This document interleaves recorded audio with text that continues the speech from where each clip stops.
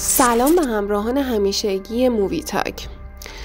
توی این پادکست میخوام براتون راجع به یکی از کارگردانهای معروف دنیای سینما براتون بگم و همینطور حاشیه‌ای که براش رخ داده و چه اتفاقاتی که براش افتاده، چه خودش چه همسرش. این فرد کسی نیست جز رومن پولانسکی و همینطور اتفاقاتی که سر مرگ زنش یعنی شارون تیت افتاد. آماده اید برای شور شوکه کننده؟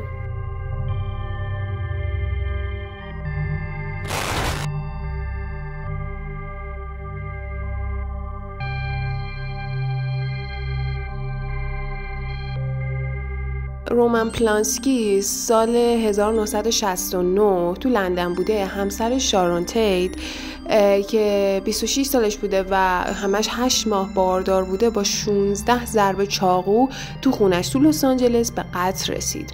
اعضای فرقه چارلز منسون با خونش کلمه خوک رو روی دیوار کشیدن و 4 نفر دیگه هم سلاخی کردن.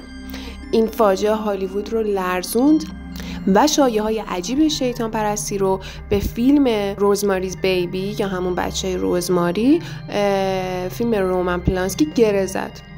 امروز حالا قراره براتون بریم عمق این داستان رو ببینیم، دراماها رو ببینیم، بشنویم، ببینیم که اصلا چی شده بوده.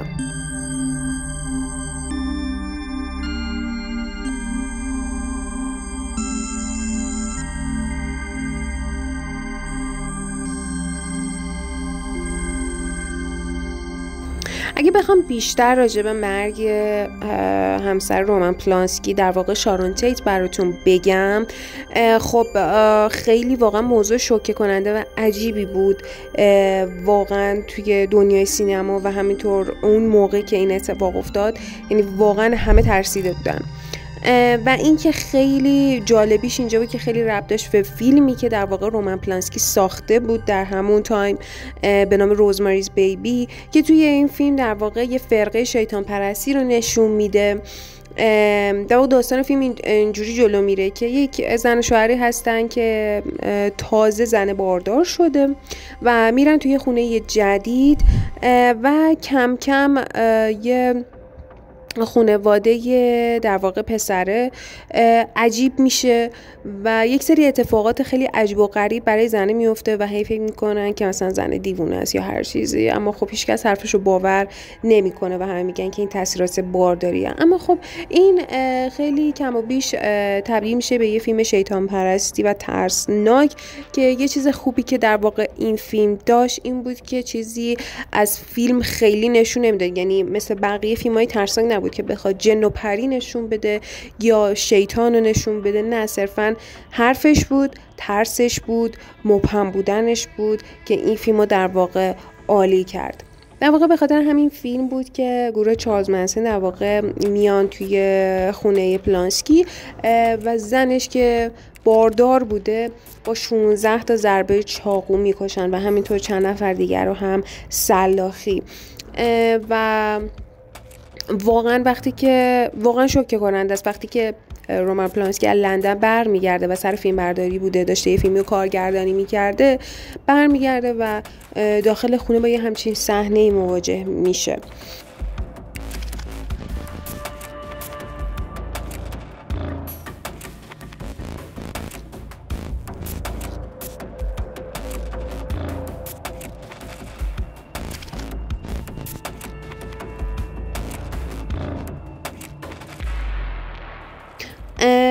در واقع یه فیلم دیگه هم که هست، در واقع فیلم تارانتینو وانس اپان ا تایم این هالیووده که اگر به اون فیلم رو دیده باشید و دقت کرده باشید، داخل این فیلم اشاره‌ای به رومن پولانسکی و همینطور شارون تیت داره که با بازی مارگو رابیه و همینطور نشون میده که جایی که در واقع لئوناردو دیکاپریو زندگی میکنه خونه بغل خونه رومن پولانسکی و همسر شارون تیته و اون روحیه که از شارون تیت در واقع نشون میده یه چیز واقعیه، یعنی تو دنیای واقعی شارون تیت به همون اندازه خیلی جذاب بوده، خیلی پر انرژی بوده، کلا زنی بوده که هیچ وقت هیچ کس ناراحت نمیدیدش واقعا. و به خاطر همین بود که همه دوستش داشتن. و خب واقعا این اتفاق توی دنیای سینما یکی از اتفاقاتی بود که همه رو شوکه کرد و هیچ وقت فکر نکنم از یاد کسی این اتفاق بره.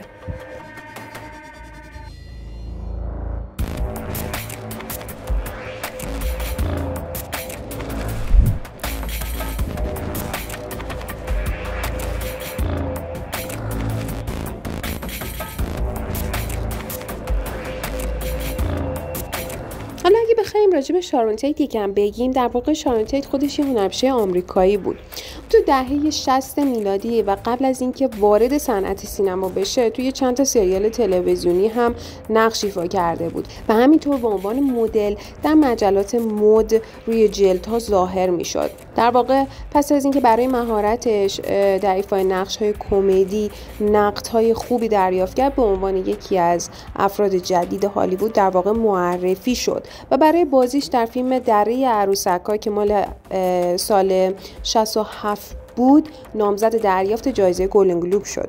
در واقع روزی که این اتفاق میفته شارون تیت تنها نبوده توی خونه. اون روز در واقع 2 تا از دوستاش رو دعوت میکنه برای خوردن ناهار و همینطور از اونا پذیرایی میکنه و ازشون معذرت خواهی میکنه که چرا ببخشید پولانسکی مثلا انقدر دیر داره میاد یا مثلا از بازگشتش از لندن، به خاطر همین عذرخواهی میکنه. و در واقع در ادامه اون روز بعد اینکه تایم با دوستاش میگذره بیرون میرن و همینطور ساعت مثلا 10:30 شب میاد خونه. اعضای خانواده چارلز منسن اندکی پس از نیمه شب در واقع میان خونه اینا و شارون تیت و یکی چند تا از دوستاشون رو به قتل میرسونن. صبح روز بعد در واقع اجساد اونها توسط خونه‌دار تیت کشف میشه. در واقع وقتی که پلیس به اونجا میاد اول با یه جسدی روبرو میشه که توی یک ماشین تو پارکینگ همون خونه و تیر خورده. وقتی میرن داخل خونه میبینن که در واقع تیت و دوستاش همشون یه طناب به دور گردنشونه و یه جورایی اینا رو به هم وصل کردن. در واقع همه قربانی‌ها چاقو خورده بودن و همینطور پزشک قانونی گفته بود که در واقع تیت 16 ضربه چاقو خورده، اما در واقع 5 مورد از اون زخم‌ها، یعنی همون 5 تای اول، تیت تموم کرده بوده و آره واقعا اصلا خیلی عجیبه. 16 ضربه چاقو واقعا زیاده. در واقع تنها کسی که زنده مونده بوده توی این قتل سرایدار ملک بوده و خب بهش شک کرده بودن و در واقع به پلیس هم گفته بود که هیچ دخالتی در قتل ها نداشته و چیزی نمیدونه که بتونه به تحقیق پلیس در واقع کمک کنه. حالا احتمالش هم هست که منسون ها تهدیدش کرده بودن و یا واقعا هم چیزی ندیده بوده. در واقع پولانسکی وقتی از قتل مطلع میشه به لس آنجلس برمیگرده. توی اونجا پلیس از اون درباره همسر و دوستاش سوال میپرسه و مثلا که چه ارتباطی با هم داشتن، مثلا تو کجا بودی فلان و اینا، که واقعا پولانسکی اون لحظه انقدر تو شوک بوده و انقدر حالش بد شده که این موضوع با خبر داشت که بچه‌ش هم که توی شکم شارون تیت بوده اونم حتی در اثر همین ضربه‌های چاقو به قتل رسیده بوده.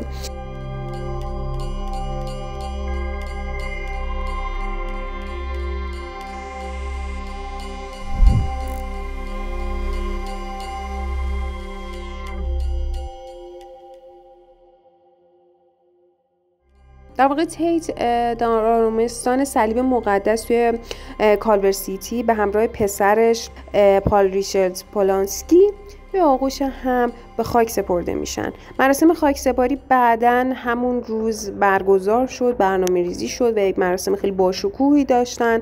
مجله لایف مقاله طولانی رو به قتل‌ها اختصاص داد و عکسایی از صحنه‌های جنایت رو به نمایش گذاشت. برای این مقاله با پولانسکی مصاحبه شد و وی اجازه داد که از اون در روبروی ورودی خانه کنار درب ورودی که با خون تیت کلمه خوک نوشته شده بود عکس گرفته شود.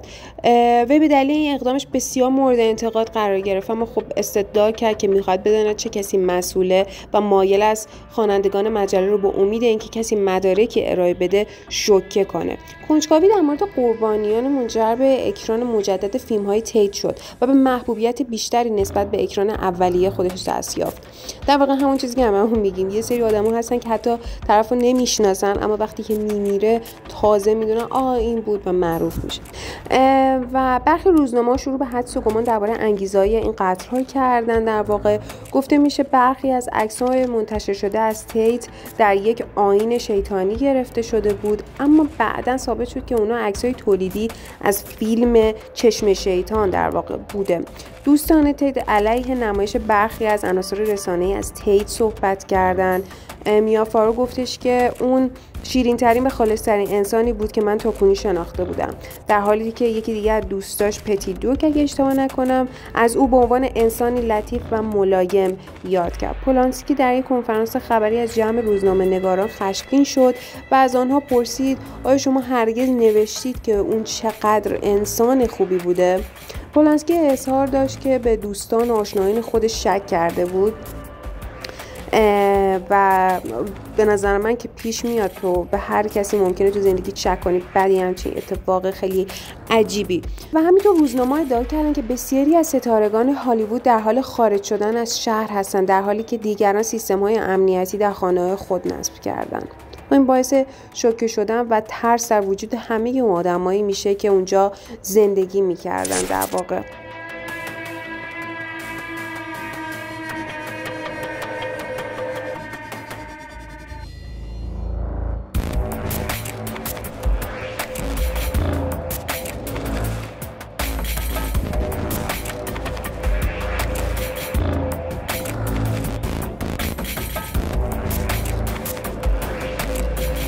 اگه بخوایم از همون نقطه اول شروع کنیم، رومان پولانسکی در واقع تو پاریس به دنیا اومد سال 1933، اما خانواده‌اش لهستانی بودن. کودکیش با جنگ جهانی دوم و هولوکاست گره خورد.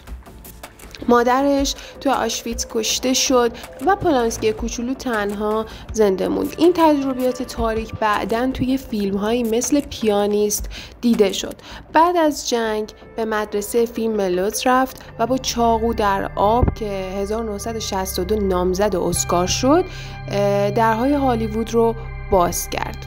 اما زندگیش با قتل شارون تیت دگرگون شد. توی سال 1968 با شارون تیت که ستاره فیلم دره عروسک‌ها بود ازدواج کرد. قتل در سال 1969 نه تنها تیت و جنینش رو گرفت، بلکه شایعه‌هایی مثل شیطان پرستی رو به خاطر فیلم روزماریز بیبی که بارداری شیطانی رو نشون میداد دامن زد.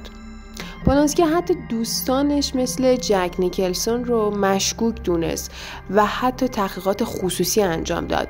در واقع رومان پولانسکی به هیچ کس، حتی دوستای صمیمیش هم هیچ اعتمادی نداشت و برای اینکه این پرونده قتل رو به سرانجام برسونه و متوجه بشه که چه کسی این کارو کرده، خیلی توی اون فضای خصوصی خودش انجام داد و نذاشت که کسی حتی بفهمه. در واقع این تراژدی افسردگی خیلی شدیدی آورد و مسیر زندگی پولانسکی رو کلاً تغییر داد. منسون و گروهش توی سال 1971 به حبس ابد محکوم شدن، اما سایه این قتل هنوز روشه.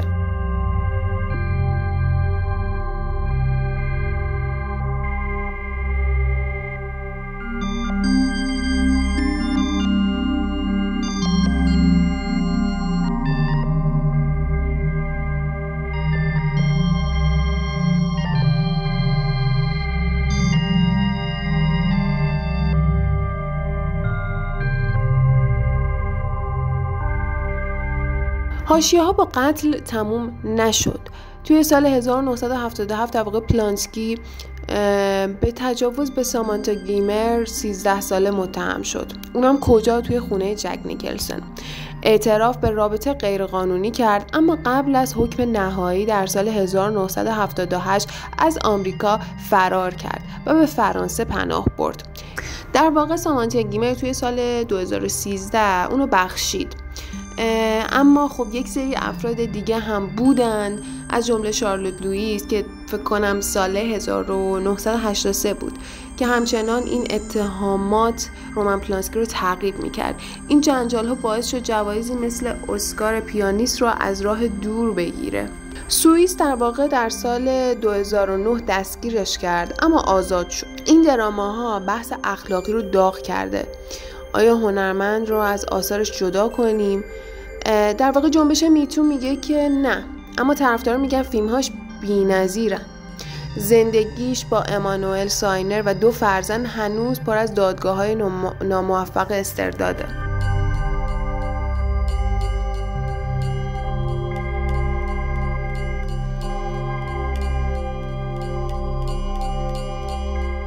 اگه بخوایم بریم سراغ فیلم‌های پلانسکی، خب جای بحث نیست واقعا. رومان پلانسکی شاهکارهای زیادی ساخته، از جمله همونجوری که اشاره کردم فیلم روزماریز بیبی یا بچه روزماری که سال 1968 ساخته شد، در واقع یک فیلم ترسناک روانشناختی بود که نامزد اسکار شد.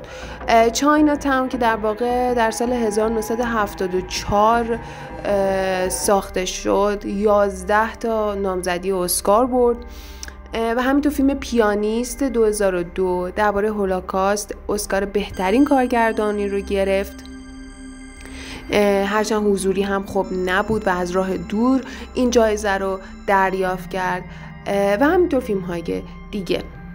در واقع خیلی از نقدها میگن تمهای تاریکش از زندگیش میاد، اما حاشیه ها سایه انداخته.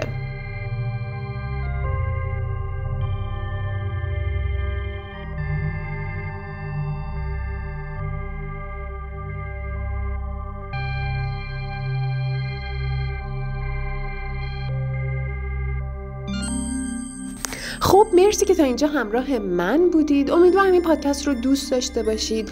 اگر نظر یا حتی اطلاعات اضافه تری هم داشتید ممنون میشیم که برای ما کامنت کنید.